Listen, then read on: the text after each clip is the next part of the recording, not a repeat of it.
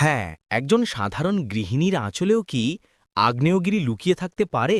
কি হয় যখন কারোর আত্মসম্মানকে, তার শিকড়কে, তার পরিচয়কে সবার সামনে চ্যালেঞ্জ করা হয়? আর ক্ষমতার নেশায় মত্ত একজন মানুষ কি বুঝতে পারে যে প্রতিটি সাধারণ দেখতে মুখই সাধারণ হয় না?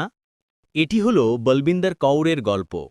পাঞ্জাবের মাঠের মাটিতে বেড়ে ওঠা এমন এক সাধারণ নারী, যিনি চোখে ঘর সংসারের স্বপ্ন নিয়ে ৭ সমুদ্র পার করে কানাডায় এসে বসতি স্থাপন করেছিলেন। তিনি তো কেবল তার স্বামীর সাথে একটি লাইভ ফাইটের রোমাঞ্চ দেখতে গিয়েছিলেন, কিন্তু তিনি কি জানতেন যে রিংয়ের চ্যাম্পিয়ন, এক অহংকারী ও শক্তিশালী ফাইটার, জয়ের নেশায় তাকেই তার পরবর্তী শিকারে পরিণত করবে?